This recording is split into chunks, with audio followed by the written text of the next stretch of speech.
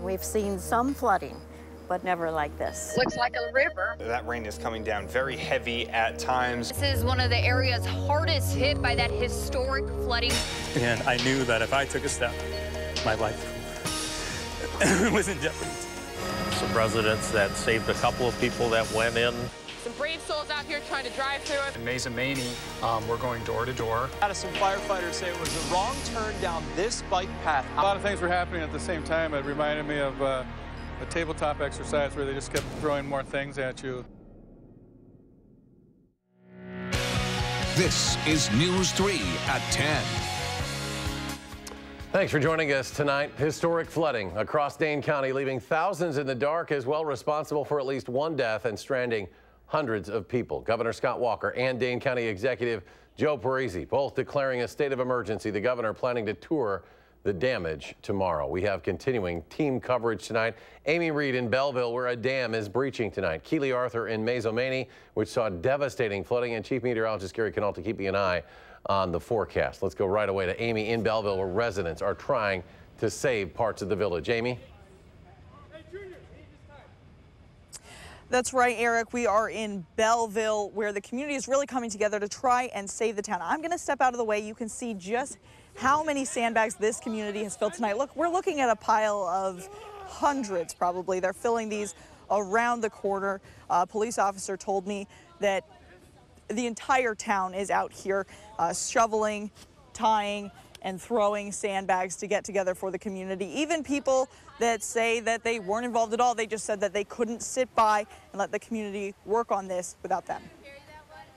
My brother's home is over by the fire department, and it's starting to flood a little bit with all the houses over there. It's a mess behind the fire department.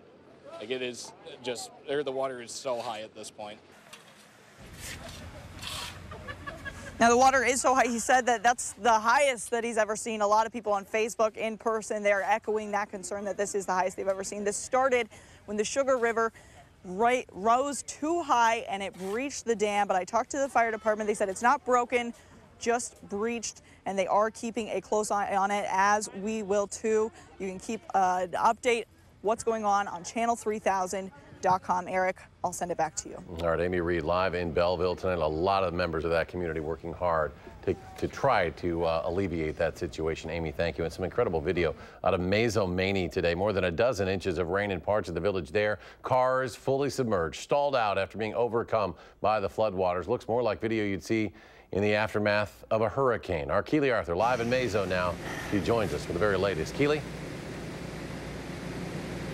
Well, Eric, much of our area was covered in historic flooding, but many saying right here in Mazomanie hit the hardest, with unofficial reports of up to 16 inches of rain. And boy, you can believe it. If you take a look down here, this was covered in water just 2 hours ago. Now it's mud. That is a good sign. That means those floodwaters are receding back. So we are seeing situations improving here tonight, but no doubt a very stressful 24 hours for the people of Mazomanie. Water moving is very incredible. I mean, you don't know what's below it. You can't see it. As the daylight exposed the true devastation of last night's flooding, residents and emergency crews surged forward. My son lives on the other side of that white camper trailer down there. Bruce Buckingham drove in from Dodgeville this morning to help his family. Were you expecting to see this? No, it was a shock at first. You know, it was a lot of water, and it was really, I mean, it was coming across. You wouldn't believe the stuff that was floating down through here. I seen 4 big LP tanks, you know, floating. Just a few blocks from Bruce's sons, Steve Brandt took stock of the damage to his own home. Everything I've worked for in life, I've watched fill up with water. As he was helping his neighbor, he says he realized his own basement was filling with water. But physical damage is just one of the many challenges the people of Mazomanie face. Everybody's probably emotionally drained. What are you going to do? Go on with life. Clean it up and go. It supposedly isn't in a floodplain. Well, that don't mean nothing when you get all of that rain. And a piece of good news here to report in Mazo tonight. The Dane County Sheriff's Department reports that they have finished up their rescue operations, which means they have gone door to door to every single residential home in this area, checking on everyone. No additional injuries or anything to report, so that's all wrapped up. Everyone here in Mazo very safe tonight, but obviously very stressed and kind of working through the situation as they can. Eric? Yeah, and it's just good to see some of that water receding as well there in Mazo. Keely Arthur live tonight in Mazo. Keely, thank you. The American Red Cross and Salvation Army opening 3 shelters in western Dane County to help the flood victims. Those are Glacier Creek Middle School and very heavily hit Cross Plains. Keely mentioned Mazo's Elementary School and Madison West High School as well for those in Madison. Now, if you did experience damage, private property owners are being asked to call 211.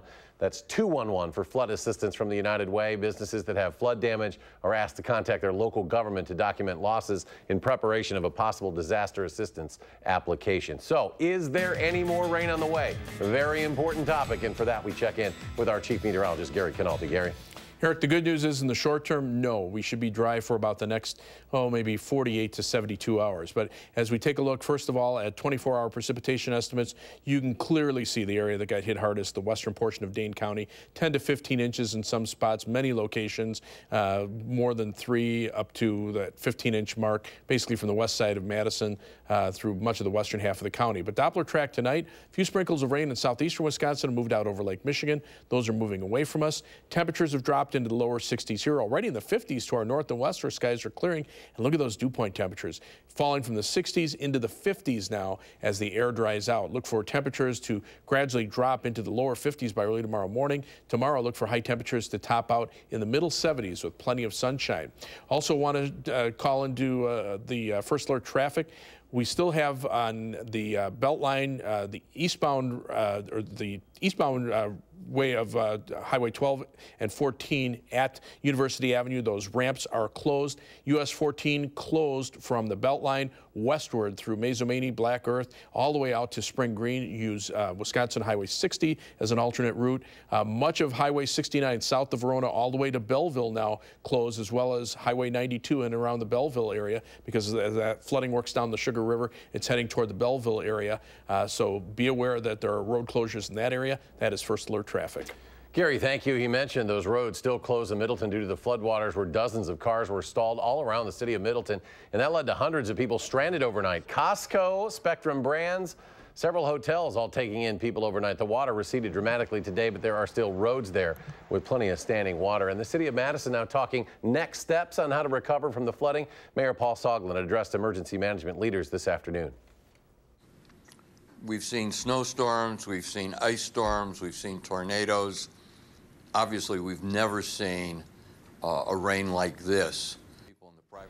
So damage estimates are right now about $250,000, but Mayor Soglin said that number could go up into the millions in the coming weeks. He also stressed safety, warning people not to drive around those barriers on roadways or drive through that standing water. Now, people in Madison are dealing with the floodwaters taking over their homes and their businesses, specifically on the west side, as we've mentioned. Some are out of their homes tonight with no place to go, and we spoke with a few people who are worried about what the next few weeks will bring.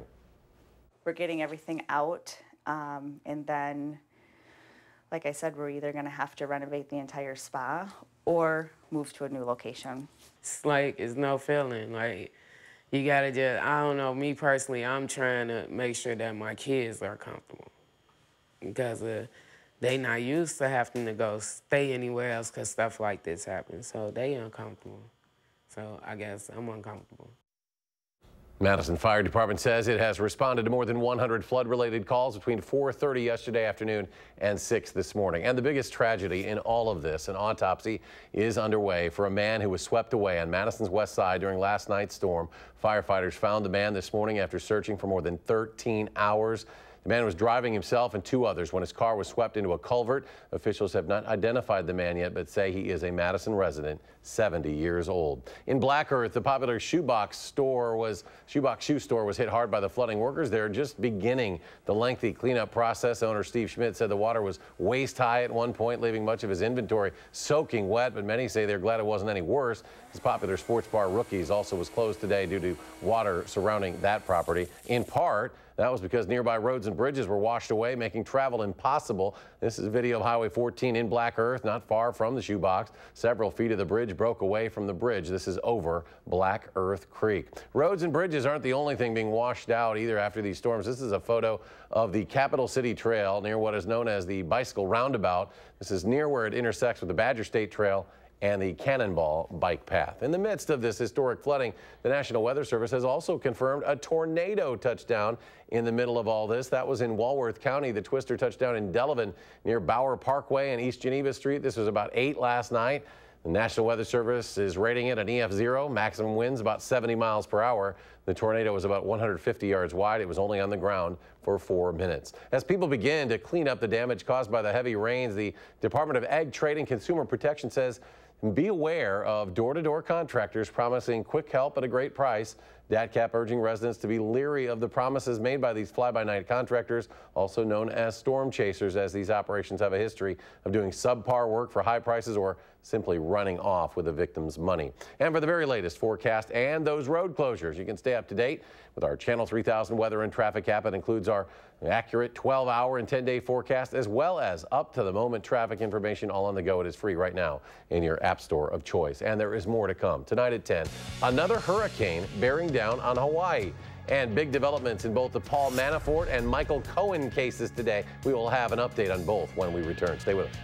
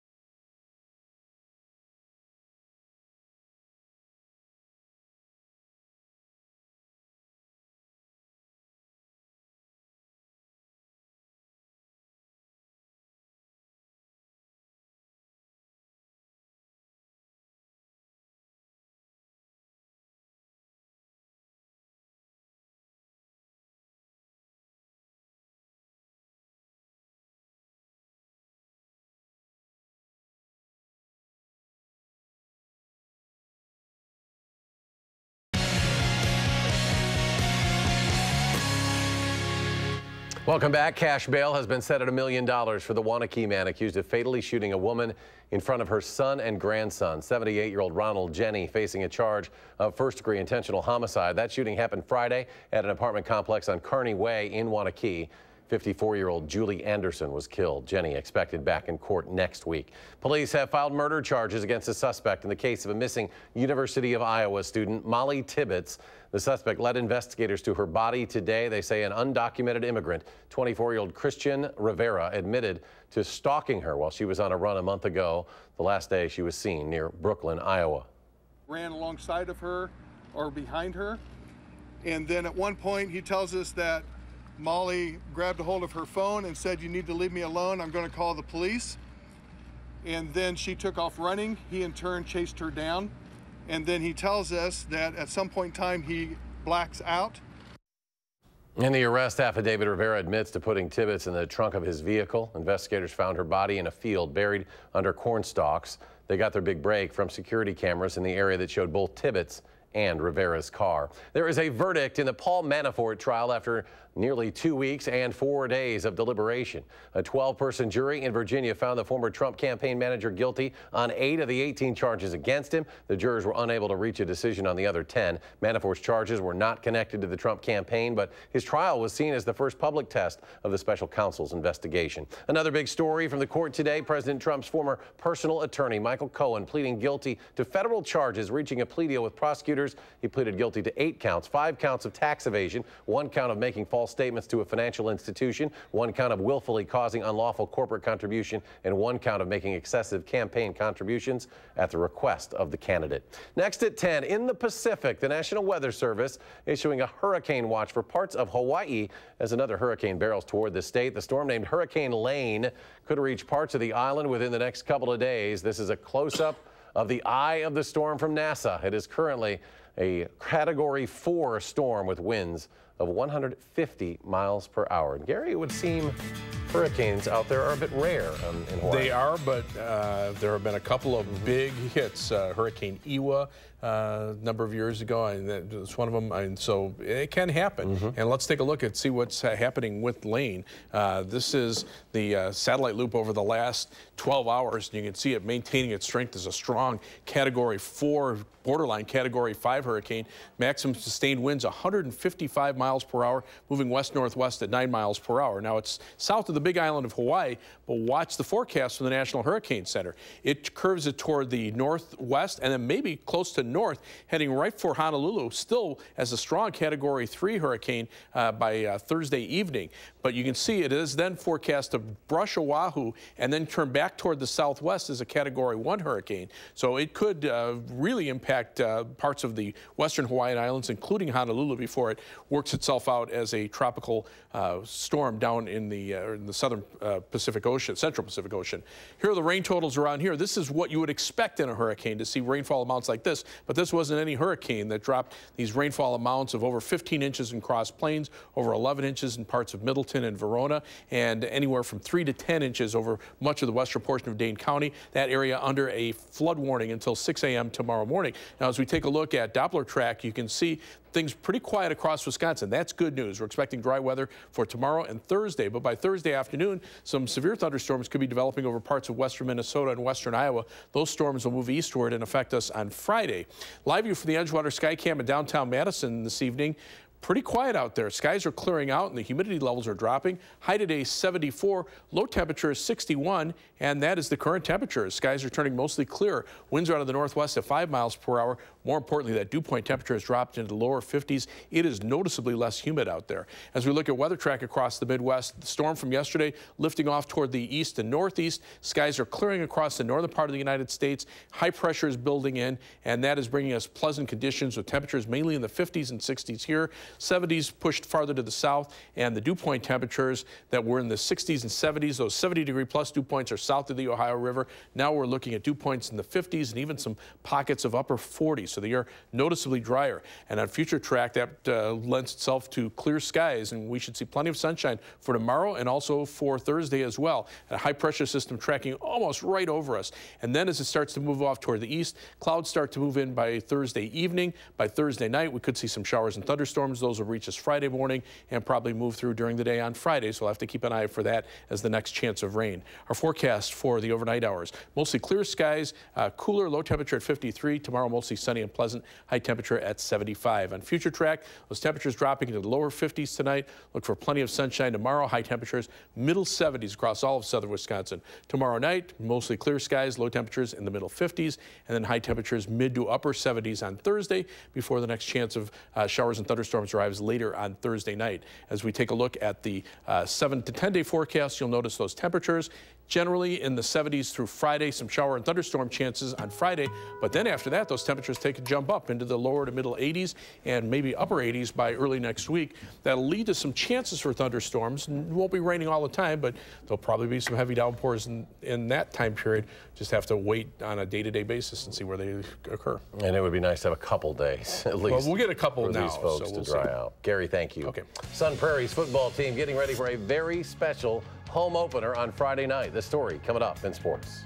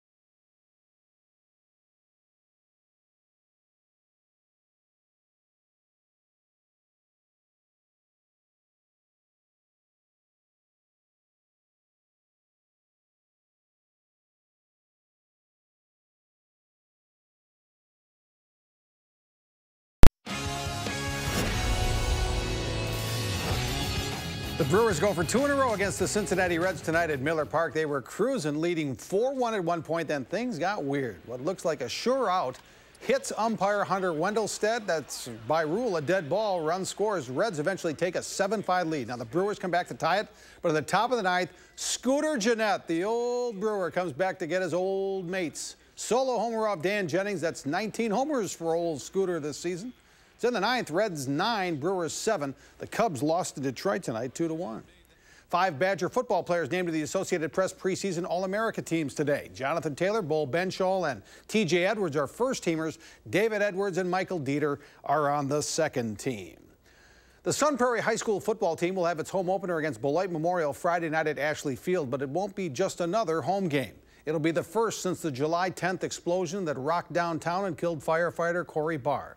Melissa Kim tells us how the Cardinals will remember and honor the efforts of first responders.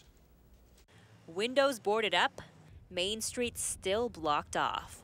All reminders of the explosion that destroyed parts of downtown Sun Prairie more than 1 month ago. But some bright spots, this community, grateful for emergency crews. I think that's what really truly makes us a special place to live.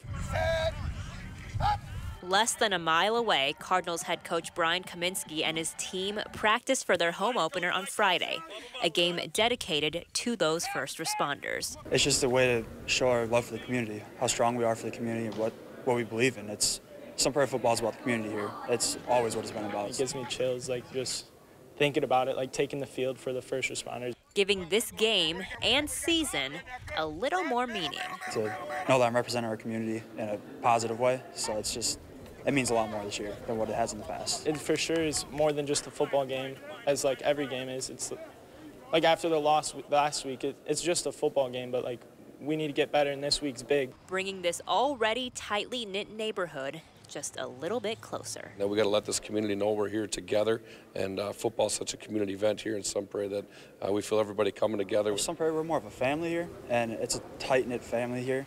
So everything we do is we help each other with it. No matter what it is, we always help each other. Here are the jerseys the Sun Prairie football team will wear to honor those first responders in their home opener Friday night against Beloit Memorial. A number of first responders will lead the team through the stands and onto the field to start the night at Ashley Field in Sun Prairie, the home football opener Friday night. Our Prep Mania Game of the Week heads to Verona Friday night. The Wildcats host Middleton in a Big 8 Conference football matchup. Bill Brophy and Alan Minner join me for the game live on TVW and Channel3000.com Friday night at 7. And when about 20 Middleton players couldn't make it to practice today, the team decided to help out. Instead of practicing, the Middleton football team spent about 3 hours filling sandbags to help their neighbors in Middleton and Cross Plains that were both hit so hard by yesterday's rain. Great to see the players and coaches doing something good. And we'll be right back.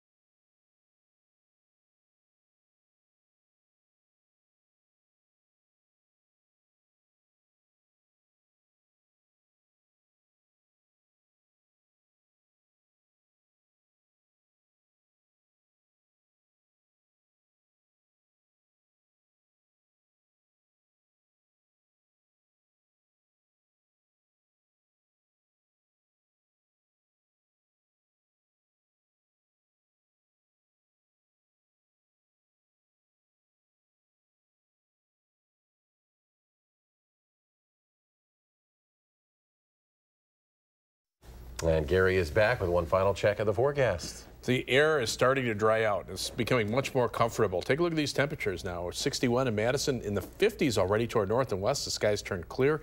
Look at those dew point temperatures dropping through the 50s. Tomorrow and Thursday, look for plenty of sunshine. High temperatures, mid-70s tomorrow and upper 70s Thursday. Friday, though, some showers and thunderstorms, highs in the low 70s. And then we jump into the 80s beginning this weekend, maybe upper 80s early next week. There'll be some thunderstorm chances in there. Just have to wait and see when they occur. All right, Gary, thank you very much. Thanks for joining us tonight for News 3 at 10. Back tomorrow. Have a good night.